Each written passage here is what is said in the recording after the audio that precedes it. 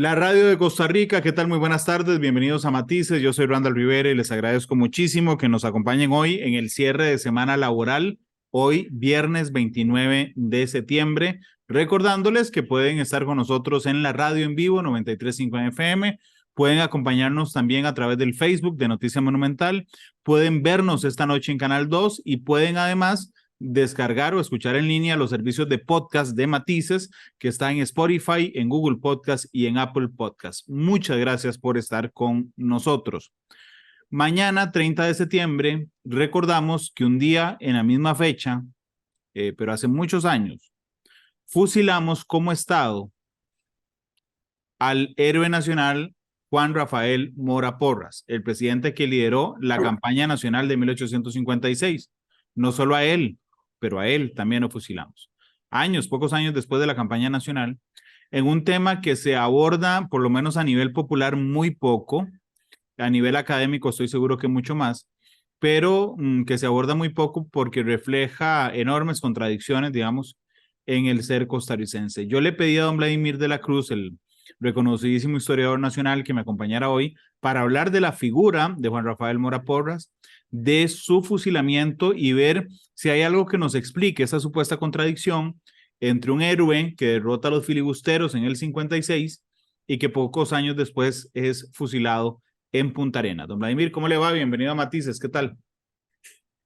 Muy buenas tardes, Randall, para usted, para sus queridos radiotelevidentes, como se diría ahora, no sé si es Sí. el término adecuado, pero es que cuesta mucho entender esto, pero así son los medios.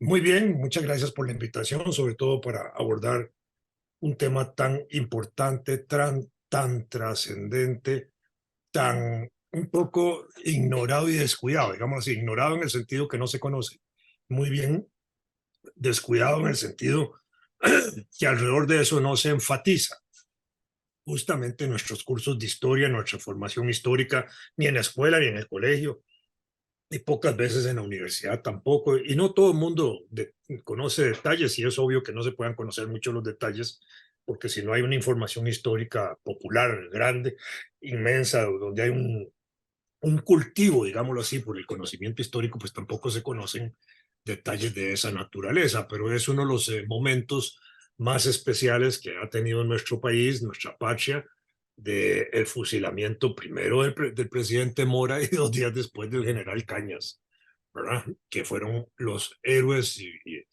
el gran capitán, como se le dice a Juan Rafael Mora, el gran jefe de toda de la guerra, y benemérito ya desde aquella época de la patria, el que también, digamos, fue el gran estratega y el gran táctico militar, indudablemente que sí fue, porque él estuvo ahí en el frente de combate, como hemos hablado en otros programas suyos, de manera que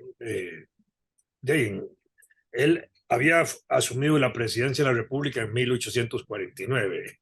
1859 se volvió a reelegir en agosto, ¿verdad? Y el 14 de agosto, en el 59 se reeligió, y el 14 de agosto de 1859 le dieron un golpe de Estado que lo obligó prácticamente a salir, y él terminó yéndose para El Salvador junto con el general Cañas y otros compañeros de él, y allá estuvo en El Salvador. Ahí hizo un poco de vida él, obviamente, y después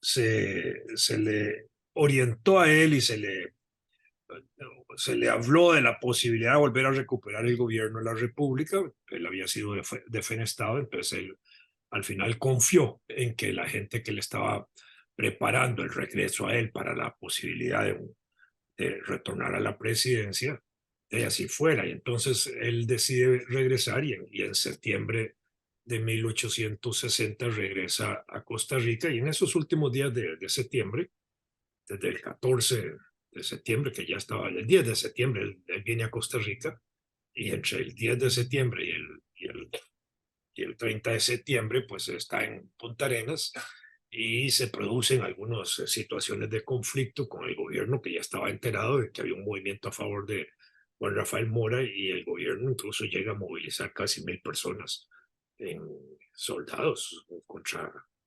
contra Mora para ir a frenarlo ahí en Punta Arenas, y ahí se van a producir algunos combates y ese tipo de cosas, hasta que finalmente el 28 de septiembre Mora, en el entendido de que no tenía posibilidades de ganar y porque alguna gente también se le había escapado, el Arancibia y otros le habían debilitado, opta por técnicamente reconocer que no tiene la posibilidad de triunfo y se entrega prácticamente, 28 de septiembre se entrega, bajo la condición y la promesa de que el resto de la gente que estaba con él no iba a sufrir ningún castigo severo, que era la pena de muerte, ¿verdad? El fusilamiento.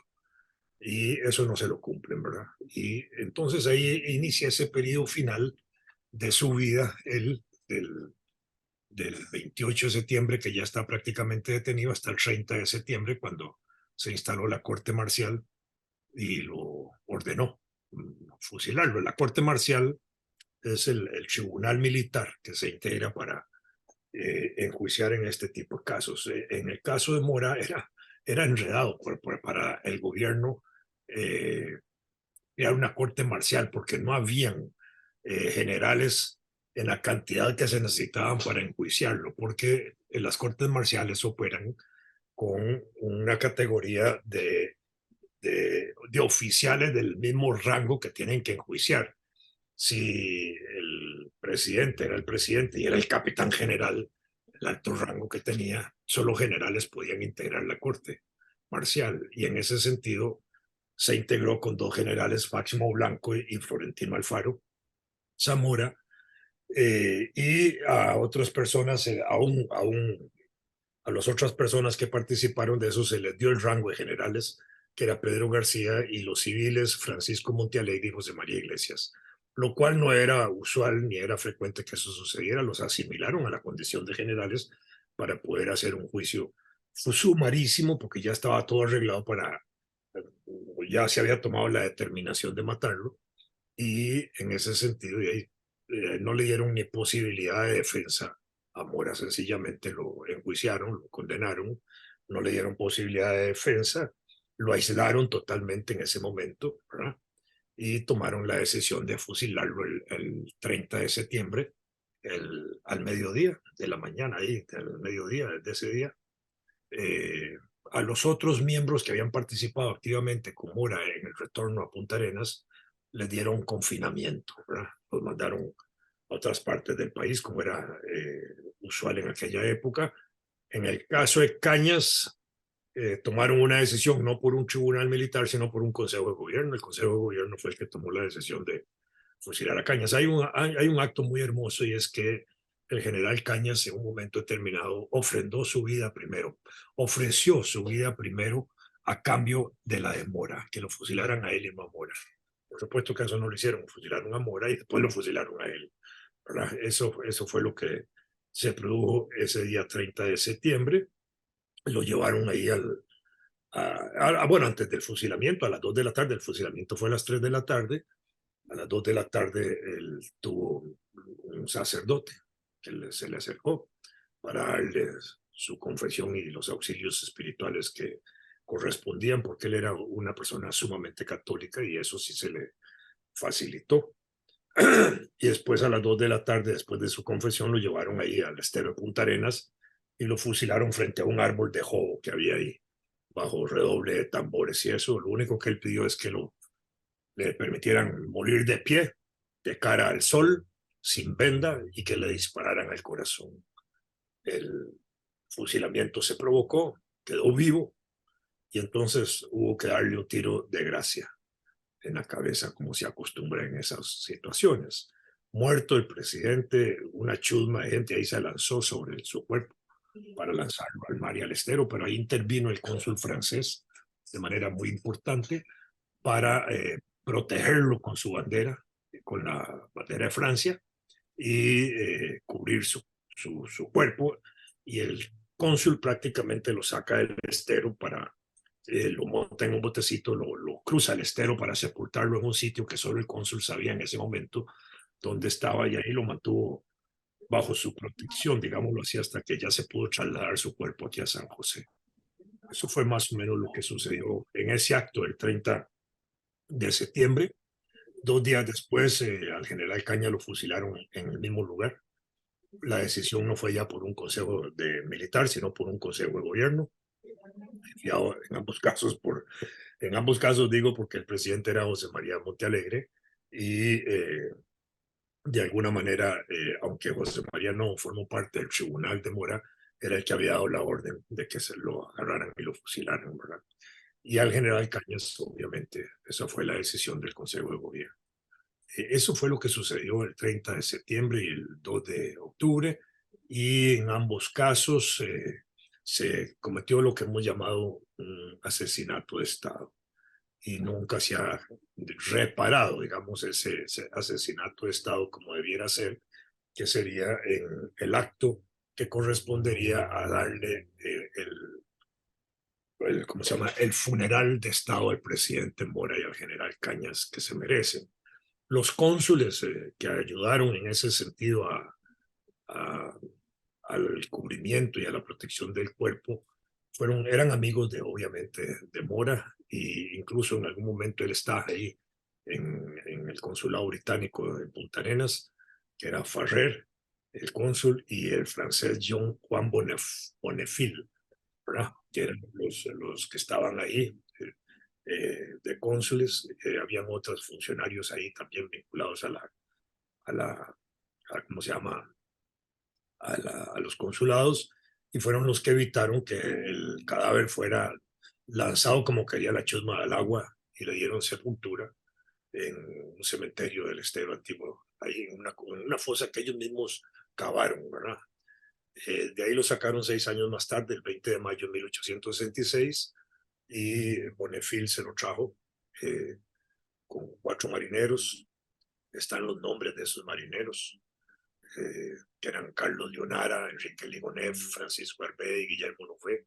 Exhumaron los cadáveres, que los mantuvo durante un breve tiempo en la residencia que ellos tenían en Punta Arenas, para después traerlos a la casa que él tenía en San José, diagonal al Hospital San Juan de Dios, que fue un lugar donde los restos del presidente y el general estuvieron ahí prácticamente 20 años, hasta que en 1885 los restos fueron trasladados al Cementerio General de San José. Eso es más o menos el giro de esta Claro. fecha que estamos recordando hoy. Eso es un relato muy interesante, pero hay un montón de detalles que yo no entiendo, digamos, porque usted me dice que José María Montealegre era el presidente, ¿ok? Él ordena crear, digamos, la corte marcial para Él da el juzgar a Mora golpe y de Estado fusilarlo. prácticamente, da el golpe. Bueno, El presidente era da el golpe de Estado, está bien, da el golpe de Estado, y le no le hace la permite. corte marcial, fusila al general Cañas, sí, pero no es el cuñado de Mora, porque la hermana de Juan Rafael Mora, Ana María, es la esposa del presidente José María Montealegre, son cuñados. Doña Inés, doña Inés Aguilar. Bien, Ajá. y 2 hermanas de ella eran casadas. Inés con Juan Rafael Mora Porras. La otra hermana era casada con el general Cañas. Y la otra hermana era casada con José María Montealegre. Así es. Inés, Y Inés era la esposa de Juan Rafael Mora. Ana María era la esposa de José María Montealegre y Guadalupe era la esposa del general Cañas. sí, así es. Eran tres Y hermanas. Ellos eran hermanas. cuñados y el cuñado manda a matar al otro cuñado. Sí, claro. A los dos. Bueno, a los dos sí, a los dos cuñados, tiene razón. Claro. Eso lo que indica es que había un fuerte conflicto, no solo de familia, que podría expresarse de esa manera, sino también ¿Usted sabía ir a de, una fiesta de Navidad ahí? No, no, no, no. sino que había también una conflictividad que era muchísimo más profunda, que eran los intereses económicos y políticos que podían existir en ese momento, que digamos, explotaron de una u otra manera contra el presidente Mora. Mora era un empresario, Mora era un hombre importante en la vida económica del país de aquella época, había sido un político muy importante también. Su vida política había empezado ligeramente en 1847 cuando había sido electo primero vicepresidente de Estado, ¿verdad? Que fue el cargo que tuvo ahí frente al gobierno que destituyó a José María Castro Madrid cuando un general de la época, José Manuel Quirós y Blanco, le dieron un golpe. Y entonces se convirtió ahí en un presidente transitorio. Ya en el año 49 él asumió la presidencia de la República y ahí se religió hasta el año 59 que volvió a reelegirse, ¿verdad? De manera que en ese sentido era un hombre importante. El Congreso de la República, incluso en 1850, el 25 de junio, le había dado el cargo ya, el reconocimiento benemérito de la patria, ¿verdad? Que era un cargo muy importante en aquella época y que se podía dar en vida. En el 53 volvió a ser reelegido, en 1853, ¿verdad? Y ahí hace obras públicas importantes. La obra, digamos, de gobierno de Juan Rafael se ha estudiado bastante bien y es muy rica, porque es un gobierno que aún durante la guerra contra los filibusteros fue un gobierno que tuvo una administración financiera extraordinariamente bien hecha, pudo tener finanzas públicas sanas, buenas, se pudo mantener la guerra económicamente, ¿verdad? Era un periodo muy importante en ese sentido, era un gran presidente, indudablemente en ese sentido. Y cuando le toca marchar al frente de combate, él va también a los campos de batalla y está ahí en Rivas, en la batalla esa famosa del 11 de abril, está casi a 200, 300 metros de William Walker, viendo a ver cuál capturaba a cuál, porque era más o menos el escenario que había de tensión en ese momento. Después se nos vino la peste del cólera y bueno, regresamos con todo el ejército para acá y ¿cómo se llama? Y recuperados de la peste del cólera y de los efectos que eso tuvo aquí en Costa Rica, que fueron brutales, porque se murió el 10% de la población, en ese momento él regresa otra vez al campo de batalla, se va de nuevo al campo de batalla y se inicia lo que se llama la segunda campaña, que es el retorno nuestro ya en el segundo semestre de 1856, cuando también se sumaron en esa etapa de la guerra los ejércitos de Centroamérica y ya los ejércitos de Centroamérica establecieron un comando conjunto, un Estado Mayor conjunto, en ese momento no dirigido por los costarricenses, pero en enero de 1857 la jefatura de todos los ejércitos centroamericanos la asumió prácticamente el hermano de Juan Rafael, José Joaquín, un gran general, un hombre extraordinario también de aquellos días y un gran militar. Y él es el que conduce la etapa esa de la guerra final hasta la rendición de William Walker el 1 de mayo del 57. Y ya ahí se acaba la guerra, pero los efectos políticos de eso quedaron gravitando por todo lado, por supuesto que sí.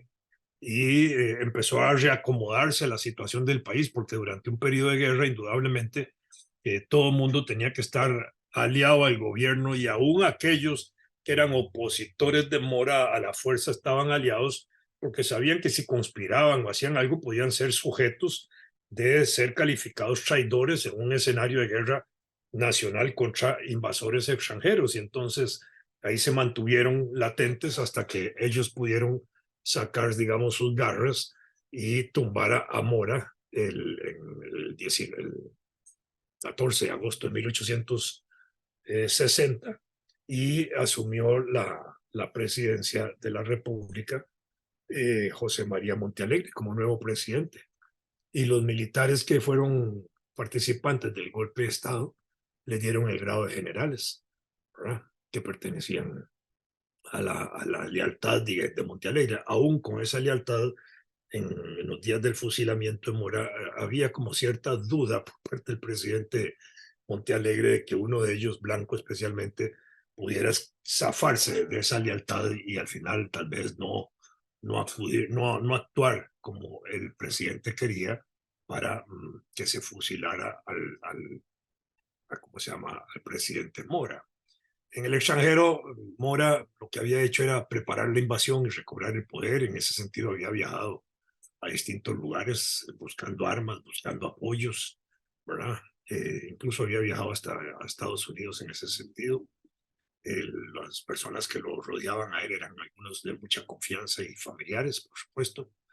Y lo demás es una historia, digamos, que es la preparación del regreso de Mora a Costa Rica para retomar el poder que se le había quitado. Eso sí, hay que entenderlo de esa manera. No era para votar un gobierno democrático, sino para votar un gobierno golpista contra el gobierno democrático del propio Mora, ¿verdad? Mora había impulsado un banco, el Mori Medina, ahí se había enfrentado a grupos económicos del país que eran usureros. El banco de Mori Medina tenía, digamos, algunos controles sobre la usura que era importante, y esa fue tal vez una de las causas que provocó el enfrentamiento con su propio cuñado, con el presidente José María Montealegre, que respondía a otros intereses. Claro. En el caso de Montealegre incluso se han hecho afirmaciones fuertes de que era un hombre que casi ni hablaba español porque había sido educado en Inglaterra, ¿verdad? Bueno, pero al final era el que era el presidente del país. En Nicaragua, William Walker fue presidente, de Claro. manera que el problema de saber hablar español o no. Juan Rafael Mora era una persona muy importante, usted lo mencionaba ahora, era un político importante, era un empresario, de hecho tenía fuertes negocios en el cultivo del café, del azúcar, bienes raíces, y había formado una sociedad con Vicente Aguilar. Los textos que uno encuentra en internet dice que se convertiría pronto en una de las más poderosas firmas comerciales de la época. Eso es lo que Sí. le da la influencia, eso es lo que permite que nada más y nada menos sea el segundo presidente de la República de Costa Rica, José María Castro Madrid, le dan el golpe, queda presidente Juan Rafael Mora, y ahí seguirá efectivamente durante 10 años como presidente de la República. Eso era, porque digamos, uno podría decir, bueno, es que lo mataron después por venganzas, porque, no sé, porque nacionalizó tal cosa o la otra, pero no, el tipo era un empresario.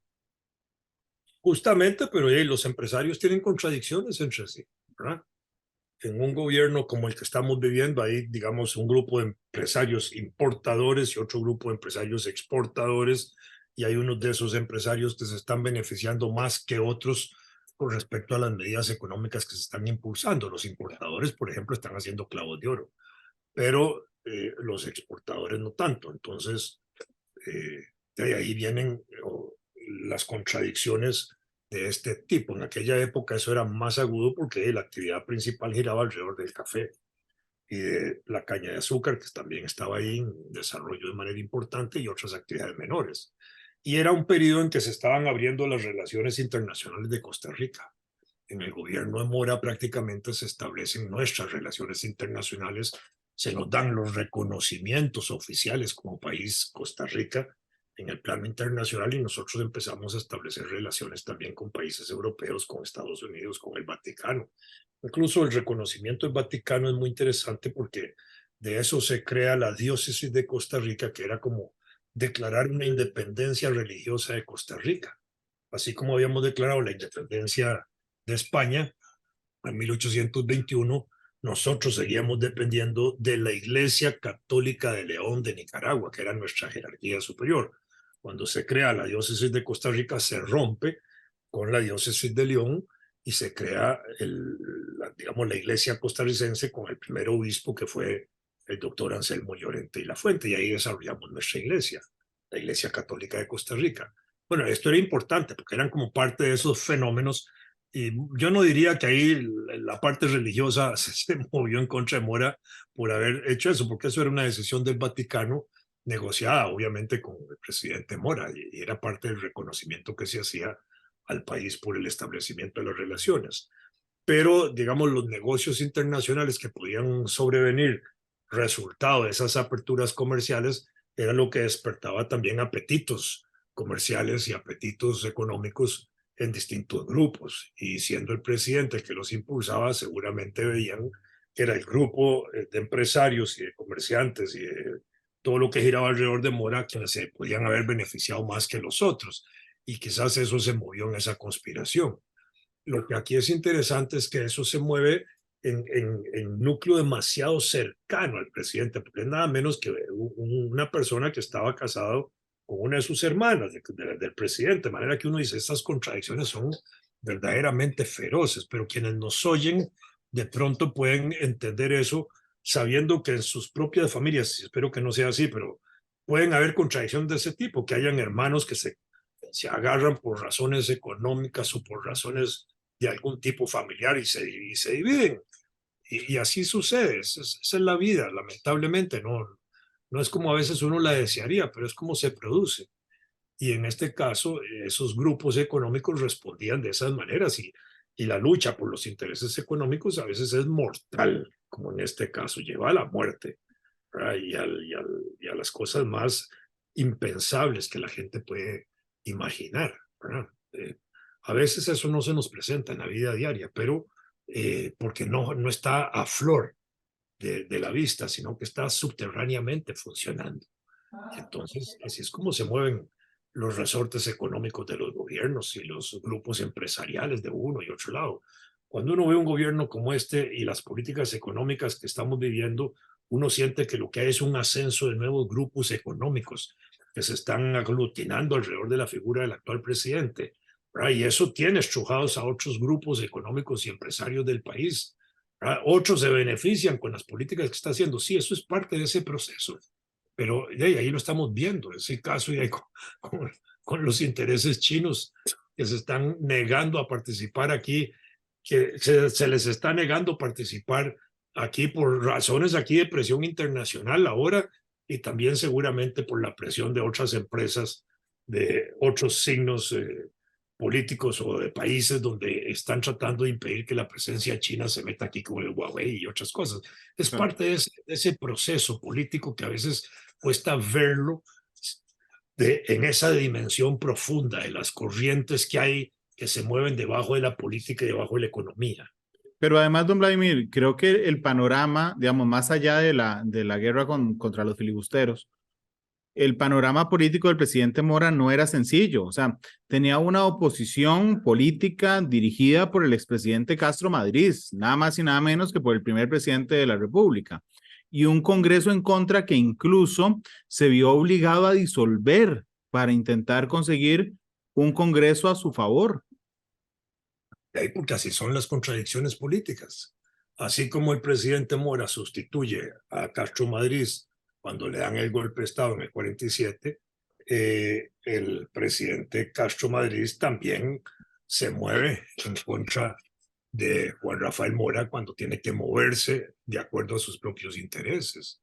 De así es, no podemos, aquí no hay angelitos, hay personas de carne y hueso trabajando en la vida diaria y política, son personas reales y tienen diferentes motivaciones e intereses.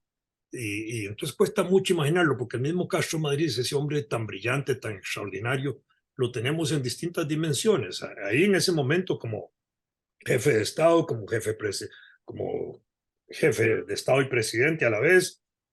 Después lo hemos tenido como diputado, como rector de la universidad, como presidente, voy a decir el término que no es correcto, presidente de la logia masónica, el gran venerable de la logia. Después lo tenemos integrado, me pareció que al gobierno de Tomás Guardia Gutiérrez, era parte de su gabinete, y en fin, y lo tenemos ahí en una dimensión donde él juega papeles extraordinarios en educación y en otros campos, y entonces, ¿cómo medirlo? Al final, ¿cómo lo evaluamos? Porque participó en ese momento con Chamora, y si tenemos un cúmulo de otros eventos que lo destacan de una manera brillante, como es en el país, entonces yo creo que ahí donde pesa una cosa y otra y terminamos exaltando como se exalta a José María Castro Madrid, obviamente, y se le defiende. Para mí es uno de los presidentes más admirados, ¿verdad? Y Claro. sin embargo, sabemos que participó de estas formas y de estos conflictos internos. Bueno, porque no podemos idealizar a las figuras históricas.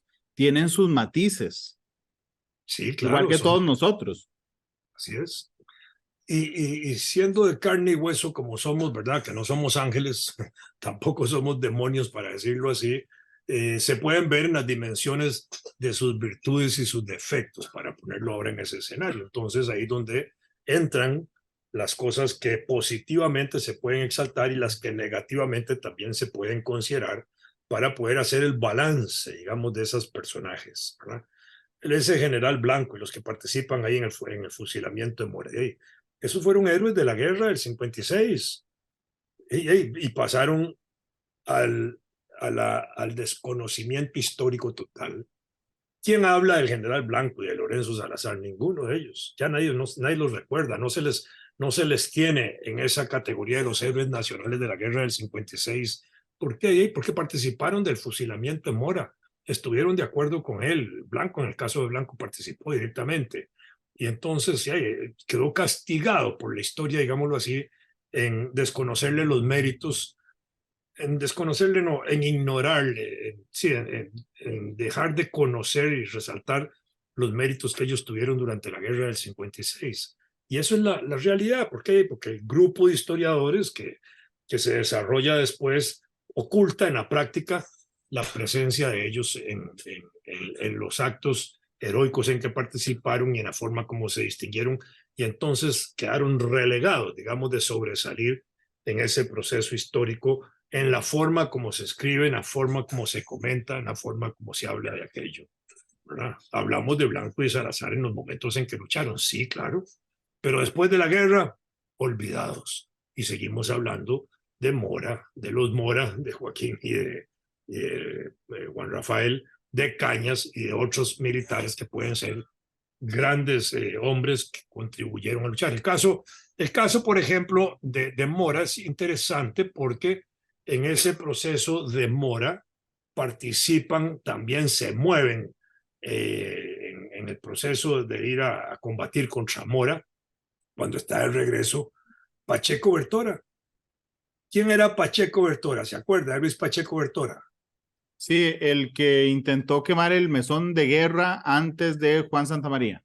Correcto, pero ese Luis Pacheco Bertora, y yo lo exalto como uno de los hombres que en ese acto de la quema del mesón era muy importante, junto con el Nica Rosales y con Juan Santamaría. Y yo siempre menciono a los tres, ¿verdad? Raras veces exalto solo a Juan Santamaría, no digo, Juan Santamaría fue el tercero, pero hubo otros dos que no debemos olvidar, ¿verdad? Pero ahora hablemos de Juan Pacheco Bertora. Juan Pacheco Bertora había sido acusado de una Don Vladimir, violación. perdón, es Luis Pacheco. Luis, Luis o ¿qué dije Juan. yo? O Luis Dijo Pacheco, Juan, es Luis, ok. Luis Pacheco Bertora había sido acusado de una violación y de unos actos de esa naturaleza, y en aquella época eso era muy castigado. Y Juan Rafael Mora en cierta manera lo perdona en ese sentido y lo mete al ejército. Bueno, esto para señalar, digamos, una situación como esa, que a uno le iba a tocar una cárcel muy dura, y Juan Rafael le condonó su cárcel a condición de que se fuera al ejército, y después actúa contra el propio presidente, que le había prácticamente salvado su vida de la cárcel. Esto para decirle cómo son las personas. Entonces, y así es como funciona la vida, y así es como funcionan los personajes. Eh, Digo esto para ubicar uno de esos personajes para que participaron de ese proceso. Dígame. Don Vladimir, vamos a ver. Pensé que se había ido la onda, perdón, pensé que se había ido No, la onda. no, es que también, digamos, en las informaciones que uno encuentra, ¿verdad? Dicen que las familias Castro Madrid y la familia Monte Alegre, o sea, del expresidente Castro Madrid y del presidente en el fusilamiento Mora, que era José María Monte Alegre, pagaron publicaciones falsificando la historia, cuestionando sin demostración que don Juanito, cuando en realidad estaba tratando de recuperar el negocio familiar de la venta de licor y el banco emisor de moneda que ellos tenían en privado y que les había confiscado para legalizar ese medio. Eso pasó, hubo una lucha de medios de comunicación también. Sí, claro, uno puede ver eso en la prensa, sí, que la prensa era, en ese sentido, para decirlo de alguna manera, muy política en el buen sentido de la palabra. Se trataban los temas políticos con fortaleza, ¿verdad? Y respondían esos medios también a los intereses económicos de la época. y eran los medios de comunicación, a veces eran medios de grupos que se expresaban a través de esos medios económicos, por supuesto. Eh, bueno, y ellos habían adquirido deudas también durante el periodo de la guerra, en el caso de Montealegre, y esos compromisos trataron de ser superados por el golpe de Estado que el mismo Montealegre da en ese tanto, ¿verdad?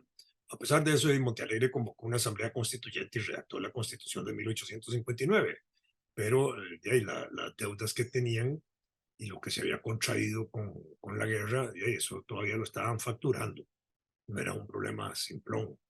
Algunos pintan a Montealegre como un hombre culto y progresista, y probablemente era culto y había sido educado en Europa, y en ese sentido, pero, digamos, no era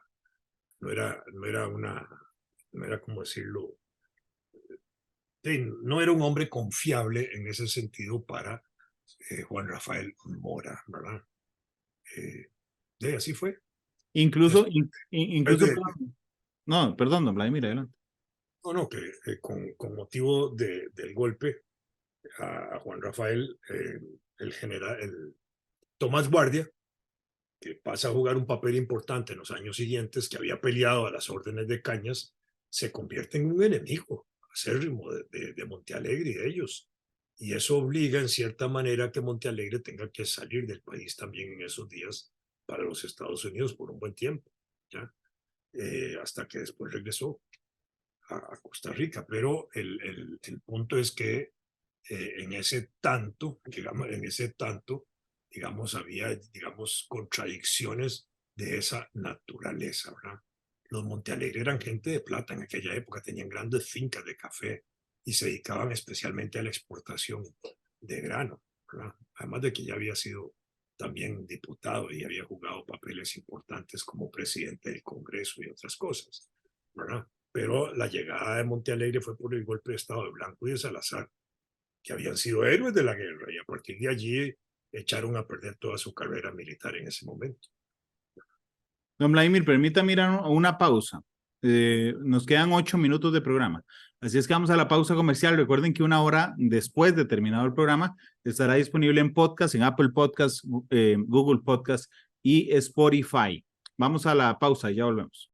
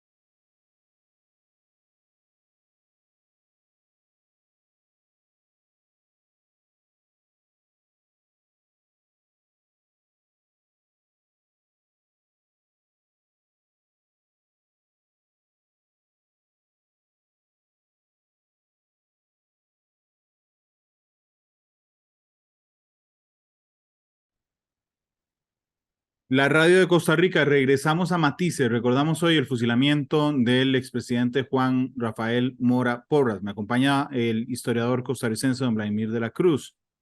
Don Vladimir, vamos a ver, él fue declarado benemérito de la patria en vida. Sí, en Sí, vida, señor. aún. Ok.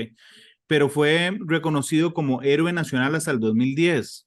Es cierto que entre 1857 y 2010, ¿okay?, hubo una oposición en el tiempo permanente de los descendientes entonces del presidente Castro y del presidente Montealegre para que no se le declarara héroe nacional al presidente Mora Porras hasta 150 años después, más o menos.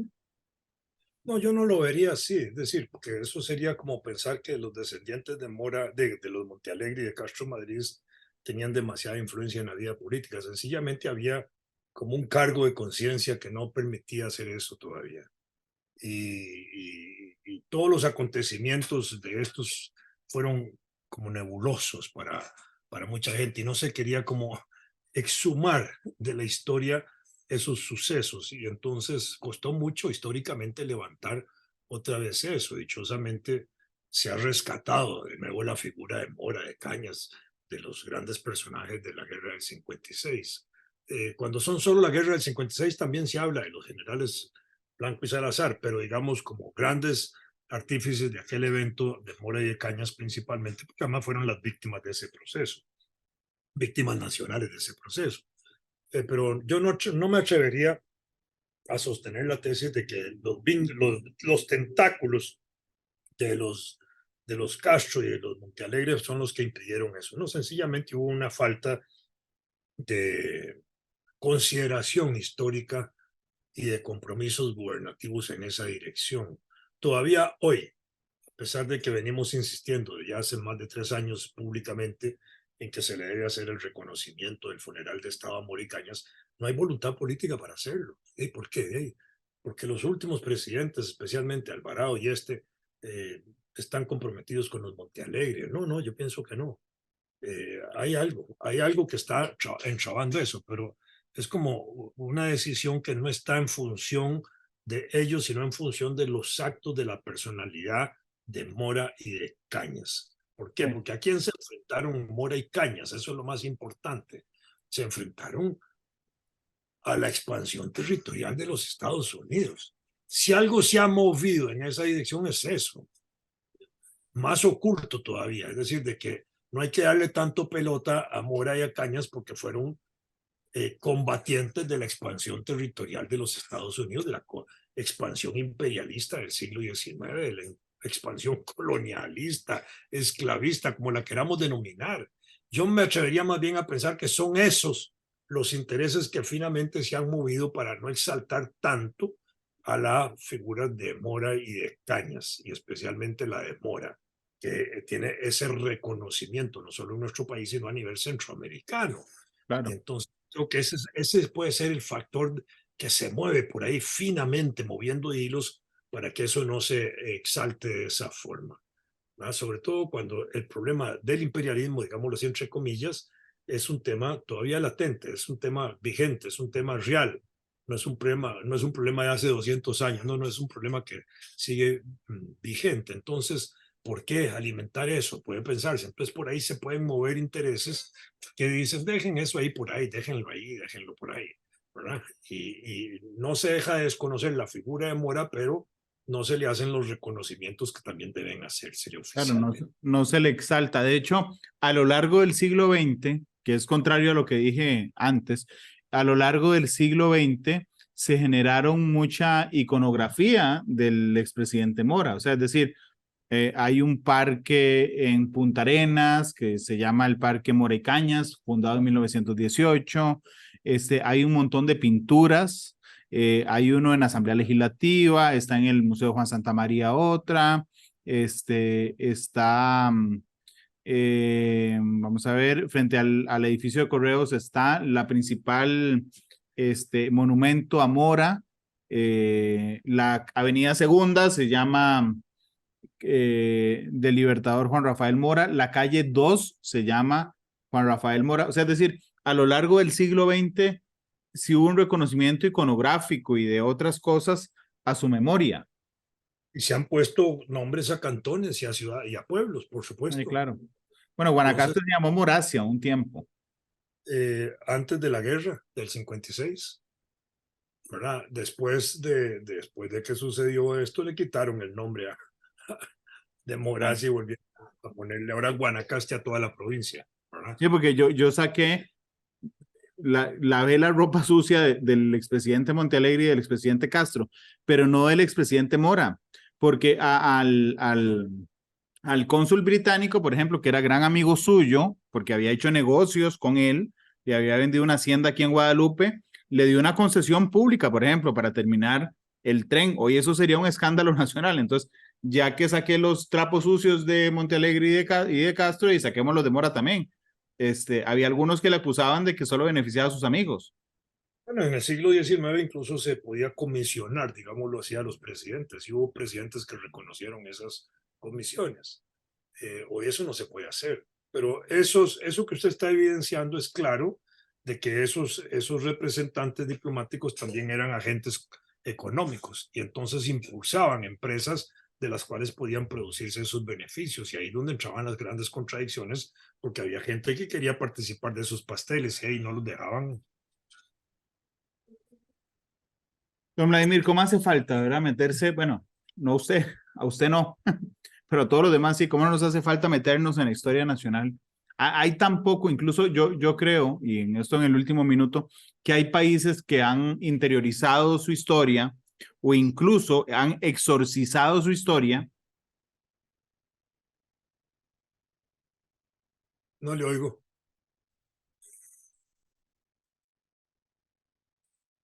Se me fue el sonido suyo.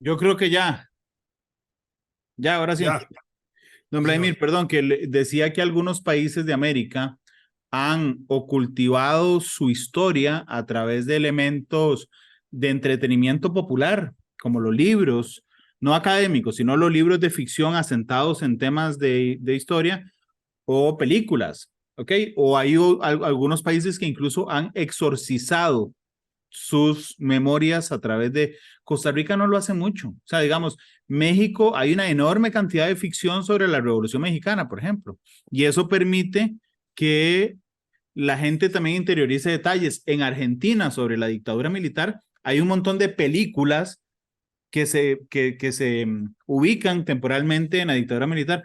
En Costa Rica no hacemos nada siquiera de entretenimiento de ficción, bueno, no nada, perdón, muy poco hacemos de entretenimiento de ficción que nos permita a todos interiorizarnos con esas historias. Nos falta discutir más sobre la historia patria y discutir más sobre estos personajes y hacerlos virtuosos en el sentido de poder discutir las cosas buenas y malas, las cosas que consideramos positivas y negativas, hacerlos de carne y hueso, no ángeles ni demonios, nada más no hacerlos verdaderamente como son, porque al final eso es lo que nos hace falta y siento que no es una tendencia muy sólida en el análisis histórico nacional analizar personas, eso se ha abandonado desde el punto de vista de investigación histórica. Por supuesto que un personaje como Mora hoy es investigado porque existe la Academia Morista Costarricense y porque existe la tertulia de 1856 y algunos grupos que exaltan de manera principal la figura de Mora, pero alrededor de eso cuesta mucho avanzar. En otros países, como bien dice usted, Argentina, México, yo conozco muy bien la historia de Venezuela, donde en Venezuela todos los personajes históricos son sacudidos de A a la Z, ¿verdad? Pero además están en libros y en películas y en series y en la calle. Siempre cuento una anécdota llegando yo un día a Venezuela ya por el año 1982 y al día siguiente de estar en Caracas veo el periódico y decía un título grandísimo, Bolívar gay, en preguntas, ¿verdad? Y yo vuelvo ayer, yo había sido educado en una tradición bolivariana desde la época de colegio por mi profesor Luis Demetrio Salazar. Entonces me pongo yo a leer aquello. Y lo que había era una discusión que llevaba como 15 días sobre un monumento que se había hecho muy estilizado de la figura de Bolívar en ese momento. Y entonces la discusión era si era gay o no. Y era un gran mujeriego el carajo. Entonces uno dice, ¿qué es esto? Porque también esa parte de la vida amorosa de Bolívar se ha discutido mucho. Hay hasta obras muy lindas sobre Manuelita Sáenz y libros extraordinarios sobre ella y las cartas que se hacen entre ellos, muy bellas cartas de amor y toda la cosa, pero había hasta esa discusión, imagínense, uno aquí en Costa Rica cuesta mucho ponerse a pensar que un título así pueda suceder con un personaje como Juan Rafael Mora o Castro Madrid o alguna de esas Claro. cosas. Don Vladimir, muchas gracias. Ha estado muy interesante el programa de hoy. Muchas gracias. Mucho gusto. ¿Con qué El himno, canción nos vamos? himno a Juan Rafael Mora, indudablemente. El himno a Juan Rafael Mora Porras. Mañana se conmemora su fusilamiento en nuestro país. Justamente por eso hoy viernes el Consejo de Gobierno se está realizando en Punta Arenas. Mañana también en el Museo Histórico Cultural Juan Santamaría a las 2 de la tarde se inaugura una de las colecciones más bellas que hay de pintura sobre los eventos de 1856 por un gran pintor que acaba de fallecer, que fue presidente de la Academia Morista, que es Manuel Carranza, a las 2 de la tarde mañana en el Museo Histórico Juan Santamaría en Alajuela. Muchas gracias, don Vladimir. El himno a José Rafael Mora despedirá Matices hoy.